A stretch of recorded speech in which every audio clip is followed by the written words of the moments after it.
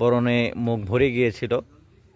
পরিশেষে তিনি আমাকে বলেছিলেন বিভিন্ন জায়গায় তিনি ট্রিটমেন্ট নিয়েছেন, ডাক্তার দেখিয়েছেন, বিভিন্ন ক্রিম তিনি ইউজ করেছেন, কিন্তু কোনোভাবেই বরণ ভালো হচ্ছে না। পরিশেষে আমার ওষুধ সেবনের পরামর্শ আমি তাকে দিলাম।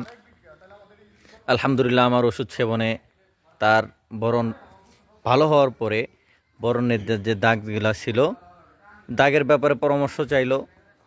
তখন আমি দাগ মিলানোর জন্য তাকে একটা হোমিও ওষুধ সেবনে পরামর্শ দিলাম, কিছু ওষুধ খাওয়ার জন্য পরামর্শ দিলাম। সেটা খাওয়ার ফলে এখন দাগ পড়ায় বিলীনের দিকে দাগ। এবার আমার ছোট ভাইয়ের জবান থেকেই তার রোগের বিষয়ে কিছু কথা আমরা তার থেকে শুনবো। আলহামদুলিল্লাহ, আমি আমার বরণের জন্য অনেক চিন্তিত ছিলাম। আমি অনেক জায়গায় ডাক্তার দেখিয়েছি বরণের জন্য। আমার ত্বক একদম নষ্ট হয়ে গেছিল। তখন আমার বড় ভাইয়ের কাছে আসলাম।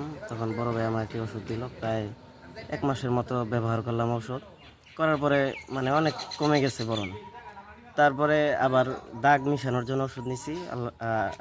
আল্লাহর রহমতে দাগ অনেক মিশে গেছে। আচ্ছা ছোট ভাই, তুমি আমার কাছে আসার আগে তো বিভিন্ন ক্রিম ইউজ করেছো, বিভিন্ন ডাক্তার দেখিয়েছো, তাই না? ইউজ করার কারণে আমার ব্রণ আরো আগের থেকে আরো বেড়ে গেছিল। তখন অনেকে বলল যে হোমিও চিকিৎসা করলে একদম ভালো হয়ে যায়। তারপরে ভাইয়ের কাছে আসলাম। ভাই আমাকে ওষুধ দিল, দাগ মিশানোর জন্য দিল, এমনি বরণ কমানোর জন্য দিল। তখন দুইটাই ব্যবহার করলাম। প্রায় 2 মাস যাবত ব্যবহার করতেছি। আল্লাহর রহমতে প্রায় অনেক কমে গেছে আগের থেকে। হ্যাঁ প্রিয় দর্শক, এই পেশেন্টের বাইরেও বিভিন্ন এলাকা থেকে বরণগুলা অনেকটা ফোড়ার মতো হয়ে গেছিলো। এত বড় বড় ফোড়া, পুষ বের হইতো, কষ বের হইতো। এরকম অনেক পেশেন্ট আমার কাছে এসে বরণের ওষুধ নিয়ে আলহামদুলিল্লাহ তারা এখন সুস্থ। অতএব আপনাদের মধ্যে কারো যদি এরকম সমস্যা, বরণের সমস্যা থাকে, দাগের সমস্যা থাকে, তাহলে আমার চেম্বার ফাতেমা হোমিও হলে আপনারা যোগাযোগ করতে পারেন।